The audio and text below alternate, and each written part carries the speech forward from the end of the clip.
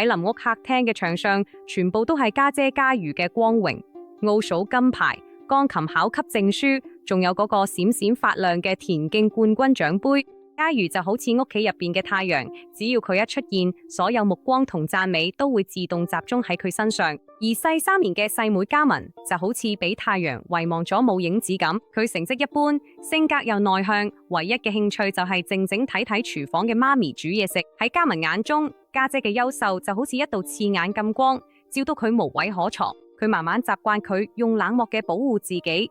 對家姐嘅關心，成日都係用揶揄嘅回應。兩姊妹嘅關係就好似隔住一條冰冷嘅鴻溝咁。嗰場比賽係決定嘉瑜可唔可以靠體育保送嘅關鍵決賽，成家人都去咗現場打氣，就連嘉文都俾父母硬拉埋去。不過就喺最後衝刺嗰陣，嘉瑜意外跣親，重重咁跌咗喺紅色跑道上，連佢籌備咗咁多年嘅夢想都一齊跌碎咗。第二晚屋企氣氛壓抑到令人透唔到氣，客廳入邊父母好緊張嚟講，盡晒方法安慰嘅話，冇事噶，下次仲有機會，你已經好啲啦。但係嘉瑜淨係將自己反鎖喺房入邊傳出一陣陣壓抑咗啜泣聲。父母越係讚佢哋，對而家嘅嘉瑜嚟講，就越似一副沉重嘅枷鎖。嘉文企喺廚房門口，望住父母手忙腳亂，但又唔知點幫手咁樣。佢哋參加嗰場安慰大賽，而係捲起袖口，靜靜嘅煲水落面，煎咗子淡黃色嘅荷包蛋，灑上阿姐最中意嘅蔥花。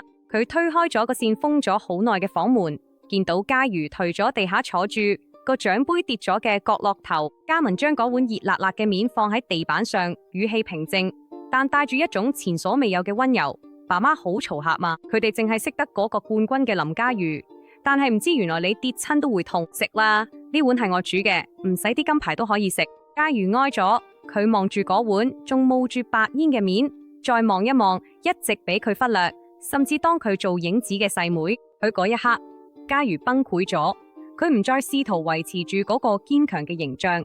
反而好似細路咁撲入嘉文懷入邊大嗌：多謝你，嘉文，淨係喺你面前，我先唔使做嗰個嘅女派太陽姐，我可以淨係做翻自己，一個會痛、會失敗、會驚嘅林嘉瑜。嘉文輕輕咁拍住家姐嘅背，自己對眼都紅晒。佢突然間醒覺到，原來自己以前追求嘅光芒有幾咁沉重，而佢擁有嘅平凡，竟然就係家姐最渴望嘅避風港。嗰一晚之後，兩姊妹嘅關係徹底改變咗。嘉瑜唔再急住要證明自己，嘉文都唔再覺得自己活喺陰影之下。兄弟姊妹唔係彼此嘅對手，而係呢一個世界上唯一可以見到你最真實一面嘅人。優秀嘅人都需要一個可以放低防備，容許自己失敗嘅避風港。而俾人覺得平凡嘅人，其實擁有一種最純粹、最能安慰人心嘅守護力量。你哋從來都唔係爭緊同一份光芒，而係當太陽落山嘅時候，影子會變成溫暖嘅地氈，